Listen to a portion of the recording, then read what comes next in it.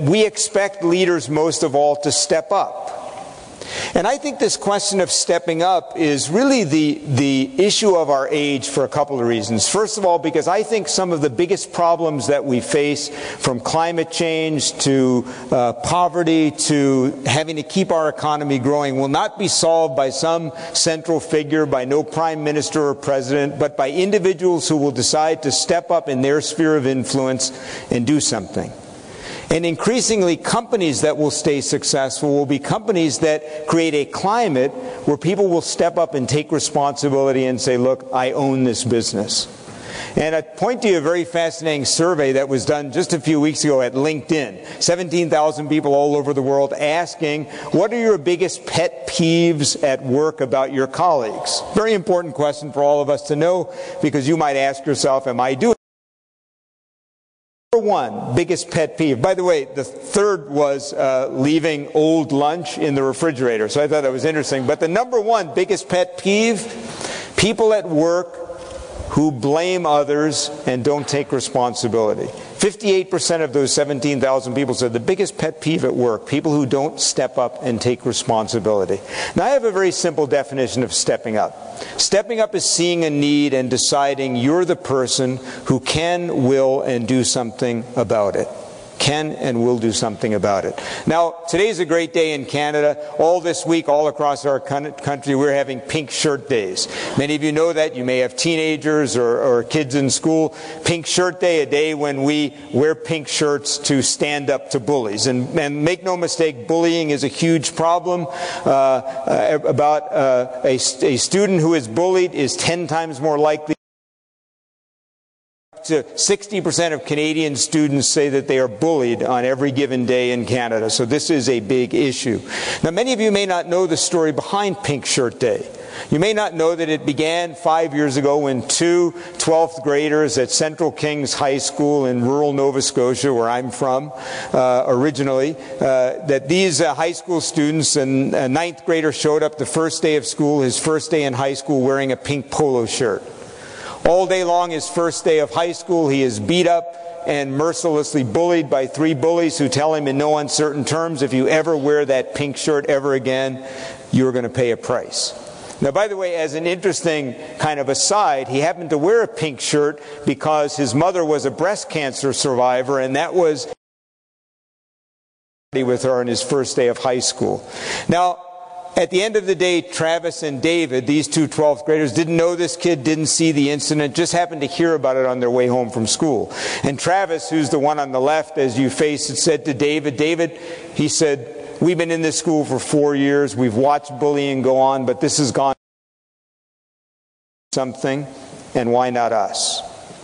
And he said, what's your idea? He said, here's my idea. Why don't we go out and get as many pink t-shirts and tank tops as we can get? Why don't we get a hold of as many of our friends as we can and see if some of them will wear pink tomorrow and we'll kind of stand up to the bullies. They were able to get about 50 pink t-shirts. To their shock, the next day, they had no idea how powerful they were. They showed up the next day, and 300 of the 320 students at Central Kings High School all showed up wearing pink, many of them from head to toe. When the main bully saw the cafeteria, this sea of pink in the morning, he literally took a garbage can and threw it against the wall. He was so angry. But as Travis said later on national television, not a peep was heard from those bullies the rest of the entire school year.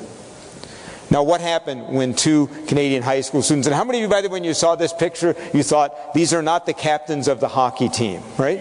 What I love about these 2 kids, and I've met them, is these kids themselves, a bit geeks themselves, but they decided that day to be leaders, to say, why not us, to do something. And by the way, this week there will be pink shirt days in 21 countries all over the world because 2 Canadian students decided to step up, the difference that they made. People in our business fly a lot. About 10 years ago, I'm on an airplane in Ohio. It's an icy, snowy day. I'm late. I've got to get to this next keynote. I get there just in time to be the last person to get on the plane. They close the door. I sit down. From the moment I sit down, I'm literally just putting my bag under the seat. I realize everyone around me is in a foul mood. The woman next to me, she hasn't even introduced herself to me yet. She turns to me and says, "My boss is such an idiot."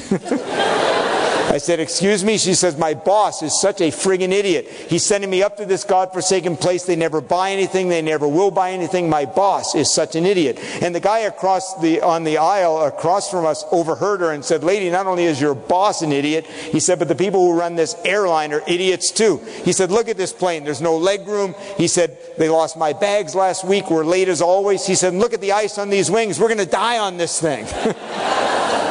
So you got the mood. Literally, we take off and the feast of negativity continues. And, you know, I'm a pretty positive guy, but any of you have this experience? You come to work, you're ready to have a great week, and other people come with a different virus and you catch it. You know, about 15 minutes in the flight, I'm calling my boss an idiot, and I work for myself, right? And it reached the height when in those days they were still serving something for free on airplanes, and they brought this kind of cellophane wrapped Subway sandwich around, and they put it on our trays, and the man across from me, the airline run by idiots guy, actually opened up his sandwich. And then he rang his flight attendant button, and when the flight attendant came back, he held it up. He said, miss, this is a bad sandwich. And I love what she did. She took it in her hand and said, bad sandwich, bad sandwich. And then she just put it back on his tray and left. And because WestJet is a client of mine, I want to assure you it was not WestJet. Now, about 5 rows in front of us, there's a little boy about 5 years old at the bulkhead. And you know how little kids on airplanes, they love to look over the seat, right? And all during the first 30 minutes of the flight, he's trying to look over the seat, but he can't do it. Every once in a while we saw his hair, his eyebrows. And finally, about 30 or 40 minutes into the flight, he finally gets his head over the seat and he rests his chin just on the seat like a little chipmunk. All of us, and he smiled. And I'm not exaggerating, within 1 minute he transformed the mood of the 5 rows behind him. The bad sandwich guy was going like this, trying to get him to smile again. The boss is such an idiot lady, said to me, you got kids? Yeah, how many you got? How old are yours? She said, we should be a little more positive like that kid. Why don't you go borrow him? I said, what? Go borrow him. So I went up to his mother and said, can I have your kid for a while? He's 2. She's like, yeah, take him. So we bring him back to row 6, and for about 5 minutes, he transforms the mood of the 5 rows behind him. And a light bulb went off in my head. This is exactly the way the whole world works. Most of us only influence about 5 rows around us. And like that LinkedIn survey, we spend a lot of our time pointing a finger at someone else saying, why don't they do something about it? But if you think about it for a minute, everything changes 5 rows at a time. A company's brand is built 5 rows at a time when one person in a call center decides to step up and another person decides to step up. The brand of a company grows when one person says, I have an idea, like that person in Santa Monica, and someone else says, I have an idea.